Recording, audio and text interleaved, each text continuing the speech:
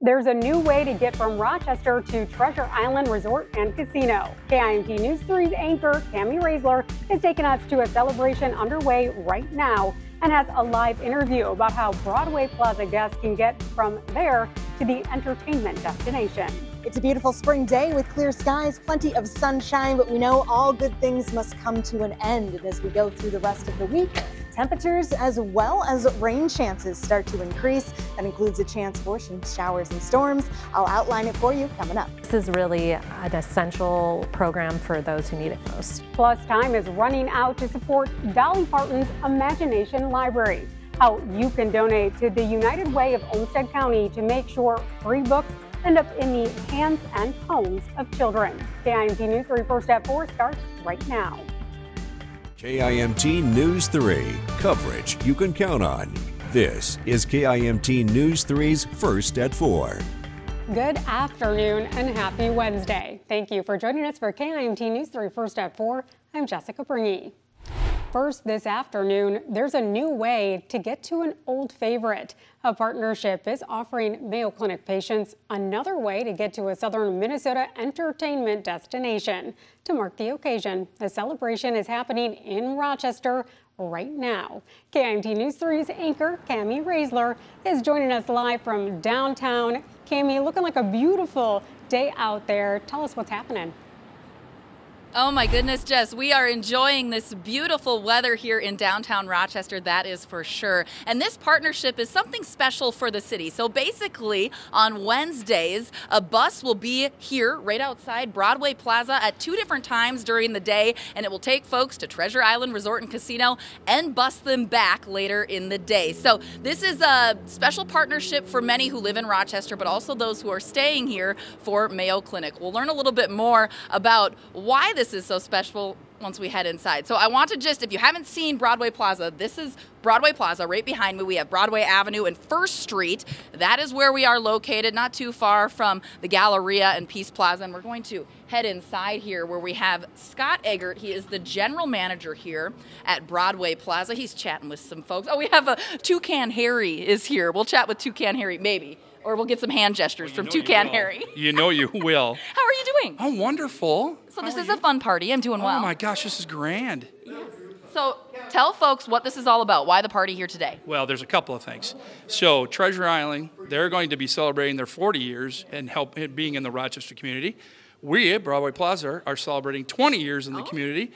So then we thought, well, why don't we partner to figure out how to create activity for all of us? You know, people are coming here for the Mayo Clinic and they're just like, oh, I don't have anything to do. Well, now you do. Yes, and it's not just for patients here. It's also for anyone in the community. Anyone, yes, and free. So I can come. You sure can. Okay, I can ride the bus up to Treasure Island. Lucky down there? Yes, yeah. I'm hoping so too. But it's nice because there are 2 different options. So if I need to win my money back, I can take the night bus back. Yeah, you can, but you also can have steaks down there. That steakhouse, I enjoy that very much. There's so many other things to do with all I mean, you take your family down there, the kid activities, so on. I mean, and what a great locations. We're right in the center of downtown Rochester. You're able to jump on the bus, be able to get down there free of charge. They'll bring you on back. And this is important for folks here at Broadway Plaza because you have a lot of long-term stays. We do. And typically this is a clinic town, right? Mm-hmm. So what we're trying to do is offer opportunities for people to do other things while they're here. Mm-hmm. And most of it's visitors, yes, I mean, that are coming to our city, and we're trying to tell them, hey, there is these other things that you can do and enjoy your time, maybe win a little bit. Yes, absolutely. It's Scott, thank you so much for chatting with us today. We appreciate it. When does the bus come today? It's going to be here about 4:55, I believe. Okay, 4:55. So people can come down? Yes. Okay. Get on there. Come on down if you want to head to the casino. And here is Toucan Harry. We'll leave you with Toucan Harry, Jess, because he's ready. He's rocking and rolling to have a good time celebrating 40 years of Treasure Island Resort and Casino. A lot of fun down here on Broadway Plaza. I'll send it back to you. All right. Good job. Thank you so much, Cammy, and Toucan Harry. We appreciate you both there. Cammy, we hope that we can actually get you back here because it's looking like a little bit too much fun over there. I do have to be back for the 6. All right, well, Treasure Island Resort and Casino is roughly 50 miles from Rochester. Again, you are able to ride that bus along Broadway Plaza for free. Let's switch gears. If you are planning on traveling anytime too soon, Storm Team 3 Meteorologist Sarah Knox has got a look at kind of just roads. Things are looking clear right now. Conditions looking great.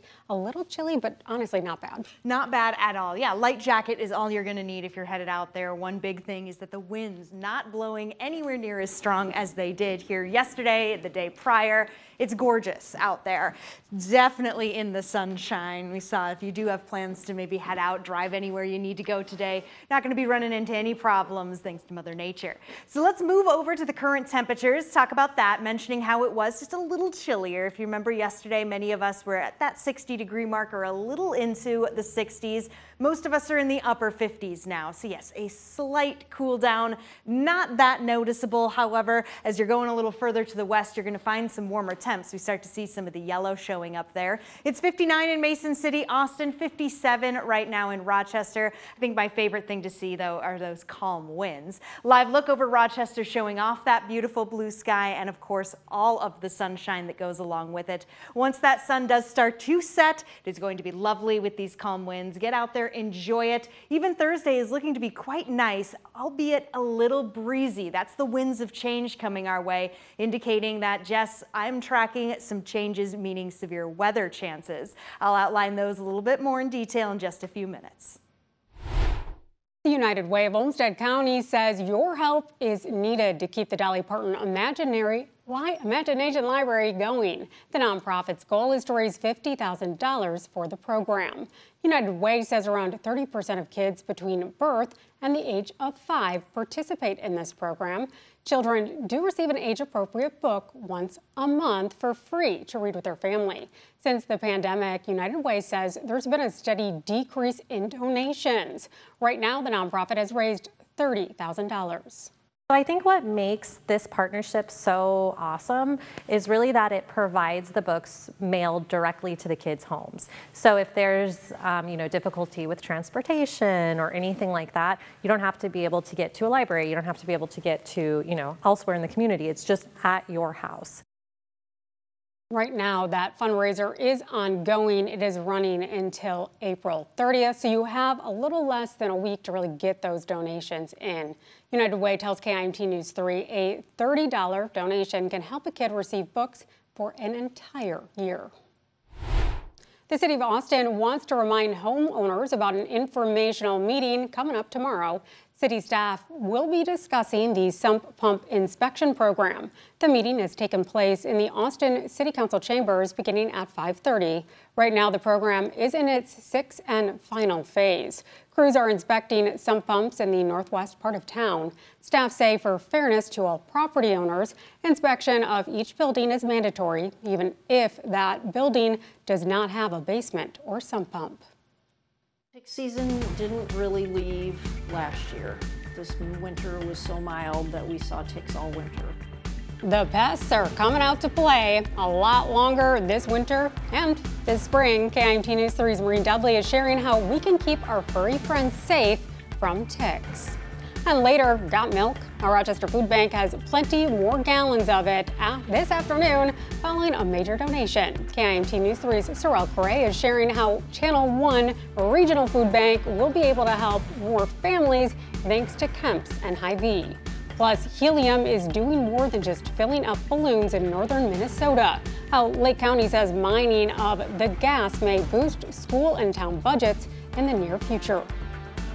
KIMT News 3, first at 4, the area's most watched afternoon news. Your local news with KIMT News 3's Jessica Bringy. Tracking storms with Storm Team 3 meteorologist Sarah Knox. This is KIMT News 3, more local news that is happening right now. We are coverage you can count on.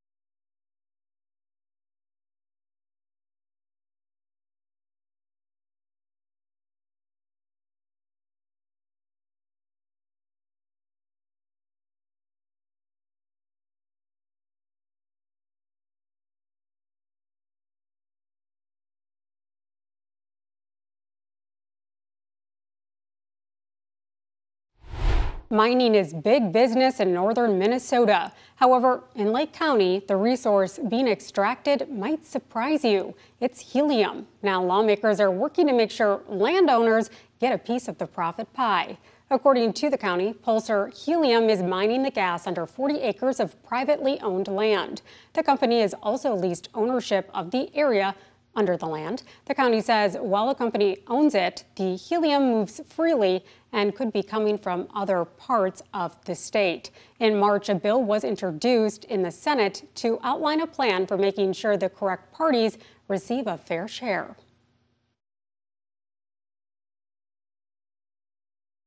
What we're putting together with this bill is a royalty and pooling agreement whereby we can try to analyze if it's coming from state land and what the proceeds should be back to the state, county, and schools. Although a royalty structure has not been established, lawmakers believe the bill could benefit schools and taxpayers. The bill's author says 80% of that money would be reinvested into the community. Most would go to the school district. The next highest amount would be given to the county and a smaller amount to the township. The legislation has advanced in both the Minnesota House and Senate. Sarah. Thank you so much, Jess. Look at that beautiful blue sky. These clear skies will be lasting into the night. Okay, a few clouds will come our way, but they're not coming to disturb us. It'll be a pleasant evening as the sun is setting. However, as we get later into the week, that's when the changes start to arrive. I'll let you know what's coming. I felt used, so I called the Attorney General. Plus, if you're thinking about buying a car, Minnesota's Attorney General wants you to make sure the dealership is honest. Why the AG's office is suing a Fridley business and how car customers are being impacted in this new lawsuit.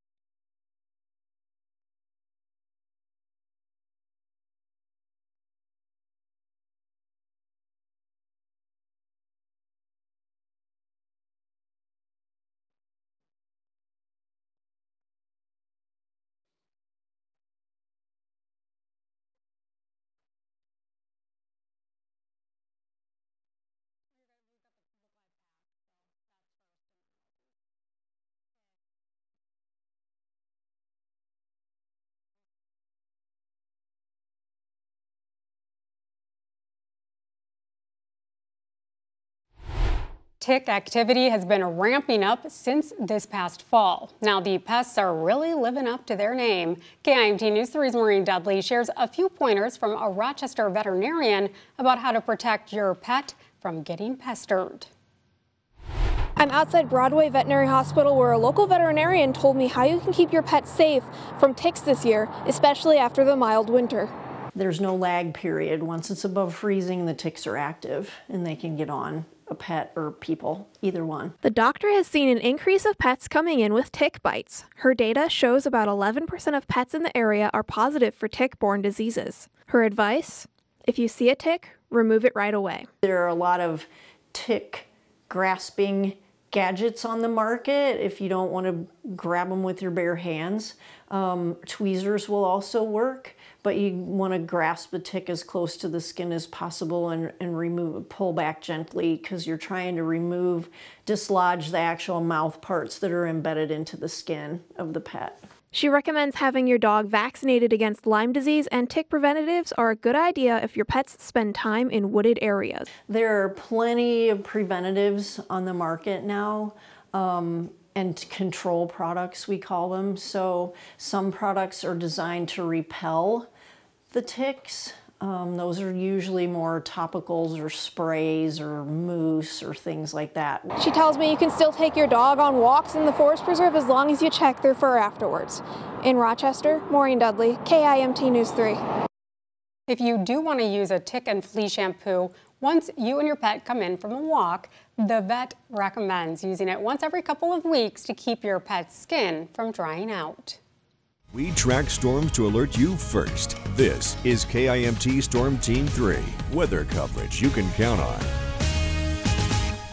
Speaking of getting outside, Storm Team 3 meteorologist Sarah Knox joining us again. Sarah, it's been bright, it's been sunny all day, and we're just soaking it in. Oh, it's gorgeous out there, Jess. No wind to have to deal with either. I think that's probably the biggest note for today.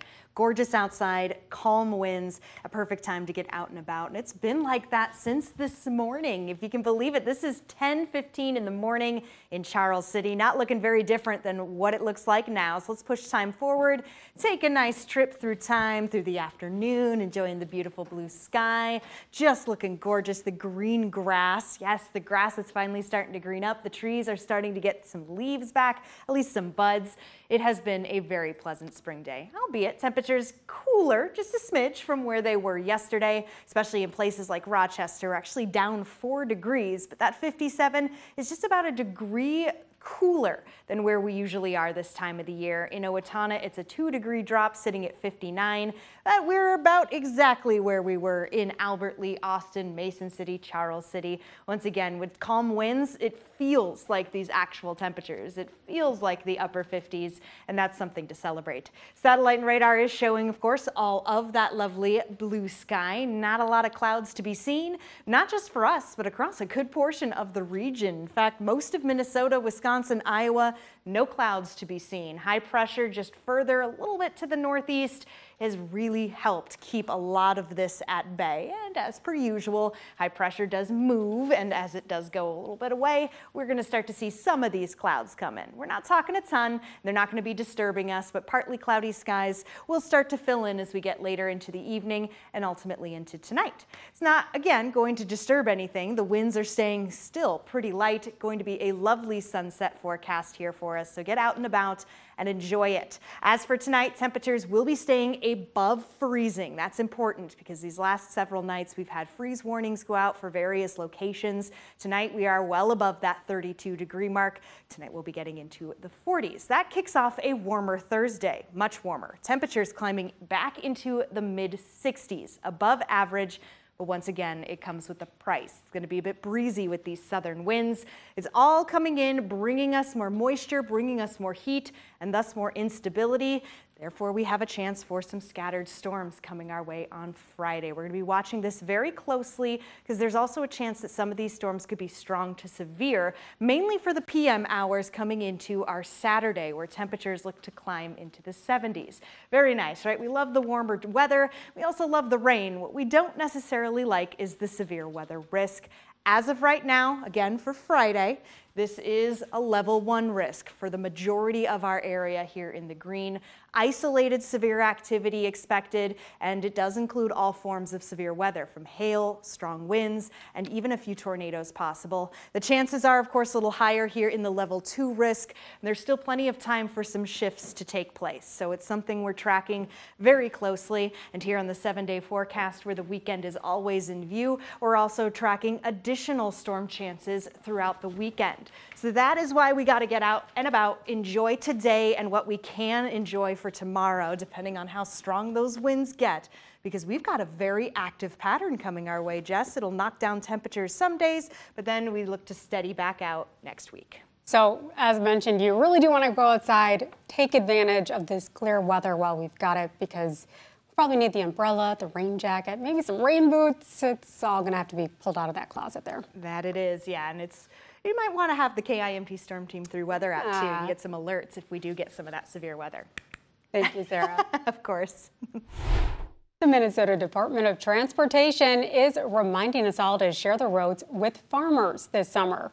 As we enter planting season, MnDOT says drivers will need to watch for large farm equipment moving to and from the fields. Since 2020, there have been 446 crashes involving ag machinery in the state. Those incidents resulted in 8 deaths and 171 injuries. MnDOT staff say distracted driving and speeding were the 2 biggest factors. The department says farm equipment is more difficult to speed up, slow down, and stop. The equipment also has large blind spots, making wide turns, and sometimes having the equipment crossing that center line. So if you do see a farmer on the road, MnDOT asks you slow down while approaching the machinery, wait for a safe place to pass, and watch out for any debris dropped by the equipment. Charles City Schools takes another step in its search for a new superintendent. We're introducing you to the final candidates hoping to make the grade. We have nowhere to go and not getting our money back. Plus, the idea of a fairy tale wedding has turned into a grim-style nightmare for some Minnesota couples. How an Asante County venue pulled the veil over the eyes of engaged couples, and how other event spaces are stepping up.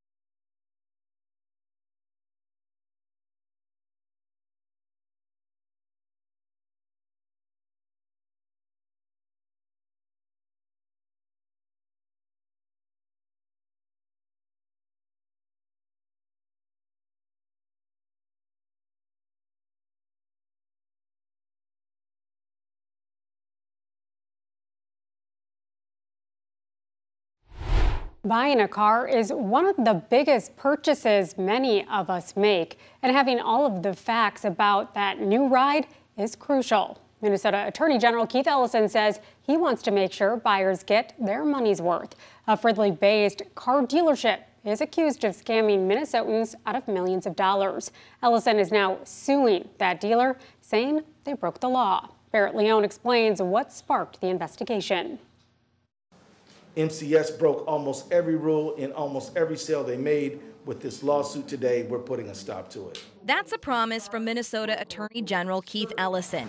His team is suing Midwest Car Search, a Fridley used car dealership that the AG office claims broke the law by misrepresenting the quality of cars it was selling, along with dishonest service contracts and high interest rates.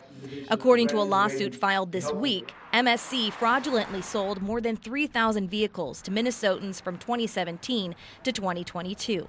This is a long-term systematic pattern of deception targeting Minnesotans, often, but not always, with limited English language skills. The lawsuit aims to provide restitution to consumers and stop the dealership from alleged illegal practices. The AG office estimates the value of vehicle service contracts illegally added to customer purchases to be $4.5 million. I felt used, so I called Attorney General. 77-year-old Henry Holmes says he bought a vehicle from Midwest Car Search and says he had issues with it from the start, despite being sold a warranty. It's a similar story with Manuela Enriquez, who worked with a Spanish-speaking salesperson, but says when it was time to sign, paperwork was in English. And I took it to a mechanic who asked me, why I even bought this thing. They said it didn't work at all, and I shouldn't be driving it at all. Now, it appears to be business as usual here at Midwest Car Search. You can even see an open flashing sign behind me. We did reach out to them, but we have not yet heard back from the owner, who was named in the suit.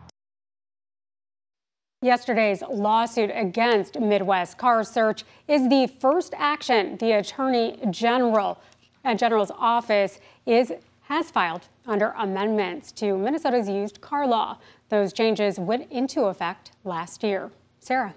Thank you so much, Jess. So inside or outside, a lot of us have been staying maybe more inside because of the strong winds. We want to go outside because it's beautiful out. Well, today's the day. Tomorrow maybe as well. After that, well, some changes are on the way. I'll let you know what's a-coming. Plus, milk on a mission. KIMT News 3's Saral Khare explains how a donation made by Kemps and Hy-Vee is supporting families in need at a Rochester food bank.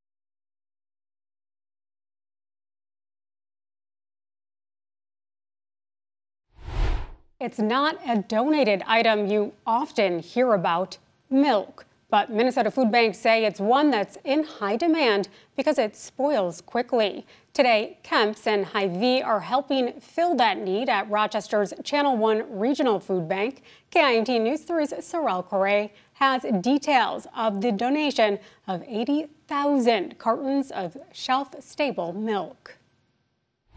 The Channel 1 Food Bank is getting 27 pallets of shelf-stable milk, and the executive director tells me they're excited to get such a big donation. Channel 1's Food Bank executive director says inflation has made the price of milk go up, putting it out of reach for the people they serve. Milk is just a key part of most people's diets, and the price of it, like everything else, just continues to go up. You could sometimes get milk pre-pandemic for less than $2 a gallon, and now it's going to be over $3, and that's real money to people. Some of the milk will be distributed to Channel 1's partner food shelves in western Wisconsin and southeastern Minnesota. Most of all, Channel 1 is grateful for the gift that will help so many in need. I think the community is always, has their hearts warmed by seeing corporations. I mean, many of us will probably shop at Hy-Vee and grab a gallon of milk. And so knowing that when we buy a gallon of milk, that the company and the store that we're buying it from is contributing to the local community, it's just, people feel great about it. According to Channel 1 Food Bank, while fresh milk lasts 20 days, shelf-stable milk can last up to a year without refrigeration. Reporting from Rochester, I'm Saral, KIMT News 3. Channel 1 Regional Food Bank says 1 out of 6 Minnesotans have trouble getting enough to eat. That includes more than 15,000 children.